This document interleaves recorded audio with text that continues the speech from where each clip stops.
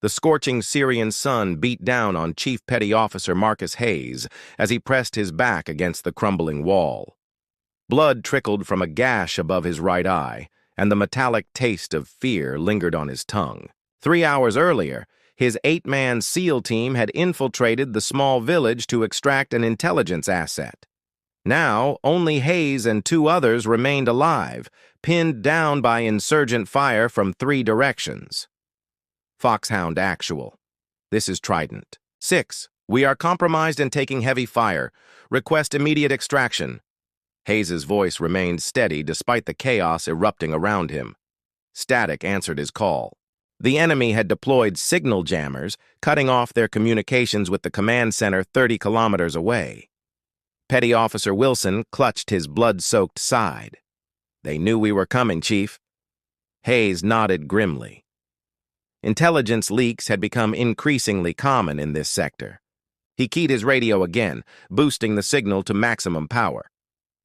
Any station, this is Trident 6. We are 3 survivors, heavily engaged, requesting immediate assistance. The words disappeared into electronic nothingness. 15 kilometers. Northeast. Staff Sergeant Olivia Reed shifted her position atop the abandoned apartment building. Her ghillie suit blended perfectly with the rooftop debris as she maintained surveillance on a suspected weapons cache. The 27-year-old Army Ranger had been deployed as part of a classified reconnaissance unit tasked with gathering intelligence on insurgent movements near the Turkish border. Her earpiece crackled with fragmented transmissions. Most were standard communications between local forces, but one broken message caught her attention. Trident 6. Survivors. Requesting immediate. Reed tensed. American forces. SEALs, based on the call sign. And they were in trouble. She checked. Her watch, 20 minutes until her scheduled check-in with command. Regulations demanded she maintain radio silence except during designated windows. Abandoning her position to investigate would violate direct orders. Reed thought of Carlos Hathcock, the legendary Marine sniper who had once crawled for 4 days across enemy territory to eliminate a single target. What would he have done? The answer came easily. She secured her M110 semi-automatic sniper system across her back and began moving. Hayes watched as Wilson's breathing became increasingly labored. Petty Officer Diaz maintained suppressive fire with their last functioning M4, but ammunition was critically low. They had 20 minutes, perhaps 30, before they'd be overrun. One more try, Hayes muttered, keying his radio again. Any American forces, this is Trident 6. We are surrounded, 3 wounded, ammunition critical. Reed heard the transmission more clearly this time as she navigated through the narrow alleys. Using her tactical tablet, she triangulated the approximate location, a small village 4 kilometers southwest. She increased her pace, moving with the silent efficiency that had earned her top marks at sniper school. The sun was beginning its descent when Reed reached the ridge overlooking the village. Through her scope, she quickly assessed the situation. 3 Americans were cornered in a partially collapsed building, surrounded by at least 15 insurgents steadily closing their position. She took a deep breath, adjusting for wind and distance. Carlos Hathcock once said, "Breathing and heartbeat are the primary causes of missed shots." Reed controlled both as she lined up her first target. Hayes flinched as the distinct crack of a high-powered rifle echoed across the village. An insurgent who had been moving toward their position dropped instantly. A second shot followed, then a third.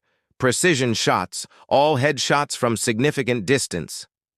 "Sniper support," Diaz whispered, a hint of hope returning to his voice. Hayes scanned the ridgeline but saw nothing. Whoever was firing remained perfectly concealed. Another insurgent fell as he attempted to flank their position. Reed methodically worked through her targets, prioritizing the most immediate threats. Each squeeze of the trigger was deliberate, each shot finding its mark. When 2 insurgents attempted to retreat to a vehicle mounted with a heavy machine gun, she disabled the vehicle with a shot through the engine block before eliminating both men. With the pressure momentarily relieved, Hayes risked using his radio again. "Unknown sniper, this is Trident 6. Thanks for the assist. We have wounded and need extraction." Reed smiled slightly as she heard the transmission. "Trident 6, this is Archer 7. Hold position. I'm clearing your exfil route." Hayes recognized the voice as female, but had no time to process his surprise. With renewed confidence, he directed Diaz to move Wilson toward the northern edge of the building while he provided cover fire. Over the next 20 minutes, Reed systematically eliminated 9 more insurgents, creating a corridor for the SEALs to escape. Once they were moving, she shifted positions 3 times, continuing to provide overwatch as they made their way toward a designated extraction point where Reed had already called in a medevac helicopter, breaking her radio silence protocols completely. As the helicopter descended, Reed finally approached the team she had saved. Hayes stared in disbelief at the slight figure who emerged from the shadows, her face streaked with camouflage paint. "Staff Sergeant Olivia Reed," she introduced herself, helping them secure Wilson for transport. "Army Rangers." Hayes nodded gratefully. "Chief Hayes, you disobeyed orders coming for us?" "Wouldn't be the first time," Reed replied with a slight shrug. As they boarded the helicopter, Hayes studied her face more carefully. Something seemed familiar about her eyes. "Have we met before, Sergeant?" Reed hesitated before answering. "No, but you knew my father, Lieutenant Colonel Thomas Reed." The name hit Hayes like a physical blow. 5 years earlier, Lieutenant Colonel Reed had pushed Hayes out of the path of an IED in Kandahar. The officer had died saving Hayes's life. "He spoke highly of you in his letters," Reed continued quietly. "Said you were the best operator he'd ever worked with." As the helicopter lifted off, Hayes found himself speechless. The daughter of the man who had saved his life had now done the same. Later, he would learn that Reed had been officially reprimanded for abandoning her post, yet simultaneously recommended for the Silver Star for her actions. When asked why she had risked her career and life for strangers, her answer was simple.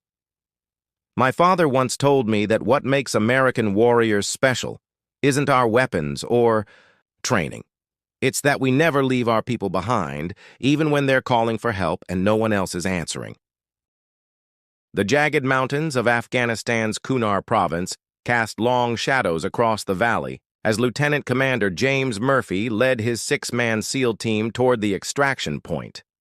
Behind them shuffled Dr. Fareed Hassan, the high-value intelligence asset whose knowledge of Taliban supply networks made him worth the considerable risk of this operation.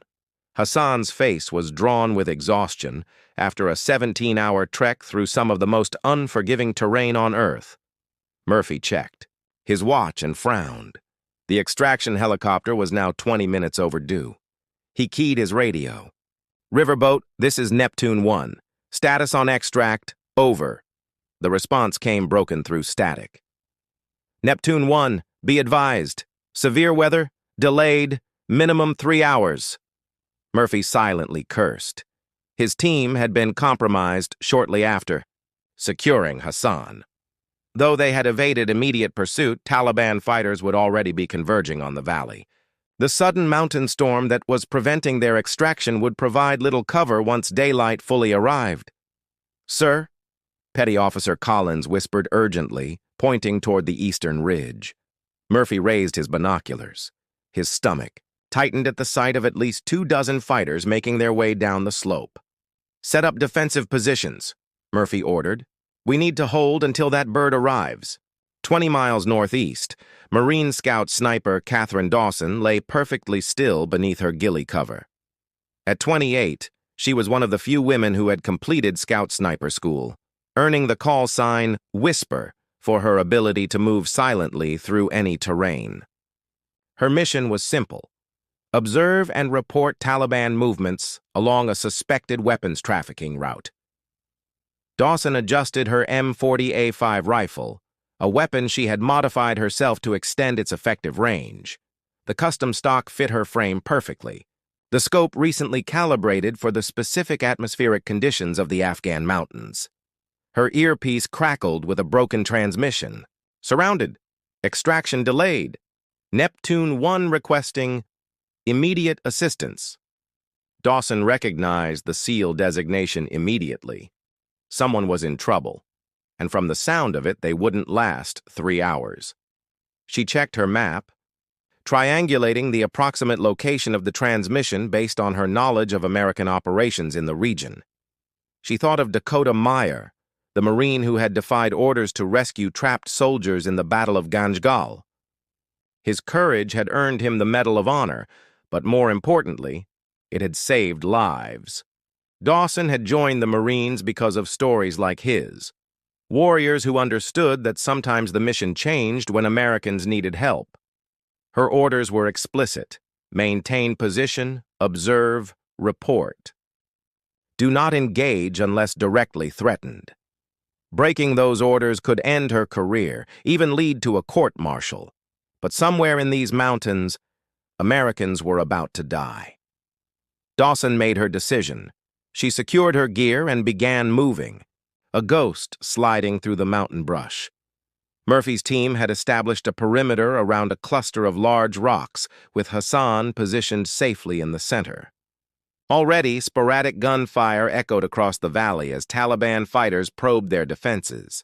"Conserve ammunition," Murphy reminded his team. "We've got a long wait ahead." The radio remained frustratingly silent. Their calls for assistance had gone unanswered, lost in the storm, or simply unheard by any friendly forces in range. The weather had grounded air support, and the nearest quick reaction force was hours away. Dawson moved with practiced efficiency across the treacherous terrain, her years of training evident in every silent step. After 2 hours of grueling travel, she reached a ridgeline overlooking the valley. Through her scope, she quickly assessed the situation. A small team, SEALs, judging by their equipment, had established a defensive position, but they were nearly surrounded. At least 30 Taliban fighters were closing in, using the rocky terrain for cover. She set up her position, calculating distance, wind, and elevation. The first shot would be approximately 920 meters, challenging, but within her capabilities. Like her idol Chris Kyle, Dawson had developed an almost supernatural ability to account for environmental factors that affected bullet trajectory. Murphy ducked as bullets pinged off the rocks around him. 3 hours had stretched into 4, and their situation was deteriorating rapidly. 2 of his men were wounded, though still able to fight. Hassan remained unharmed but terrified. "Sir, they're moving up the south slope," Petty Officer Rodriguez reported. "We won't be able to hold them much longer." Murphy nodded grimly. They were down to their last magazines with no sign of the promised extraction. The crack of a high-powered rifle echoed across the valley. A Taliban fighter who had been maneuvering toward their position dropped instantly. Another shot followed seconds later, then another. Precision fire, all from the same direction, all finding their targets with devastating accuracy. "Sniper support," Murphy breathed, relief flooding through him. Dawson worked methodically, eliminating the most immediate threats first. Each shot was followed by an immediate repositioning, a technique she had perfected to avoid counter-sniper fire. She channeled everything she had learned from studying legendary marksmen like Carlos Hathcock and Chris Kyle, maintaining absolute focus despite her racing heart. With the pressure momentarily relieved, Murphy's team consolidated their position. The unknown sniper continued providing overwatch, creating enough confusion among the Taliban forces to buy precious time until finally the distinctive thump of helicopter rotors echoed through the valley. As the extraction helicopter touched down, Murphy gathered his team and Hassan. He scanned the ridgeline, trying to locate their mysterious savior. "Whoever you are," he transmitted on the open channel, "we owe you our lives." A woman's voice responded, surprising him. "Neptune 1, this is Whisper. Get your people home safe." 5. Years later, at Arlington National Cemetery, Catherine Dawson stood at attention during a memorial service for fallen Special Operations personnel. The silver star on her uniform reflected the morning sunlight, awarded for actions that day in Afghanistan, though the official citation mentioned nothing about disobeying direct orders. A tall figure approached after the ceremony, Lieutenant Commander Murphy, now with a few more gray hairs. "I never got to thank you properly," he said, extending his hand. Dawson smiled slightly. "No thanks needed, Commander. Any of us would have done the same." Murphy shook his head. "Not true. What you did took exceptional courage. Hassan's intelligence saved hundreds of lives." They stood in silence for a moment, contemplating the rows of white headstones stretching across the gentle hills. "Things are changing," Murphy finally said.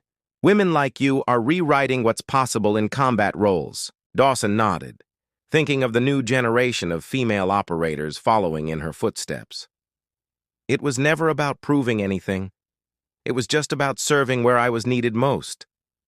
As they parted ways, Murphy watched her go, a quiet warrior who had answered a desperate call when no one else could, embodying the most sacred promise of America's military: no one gets left behind.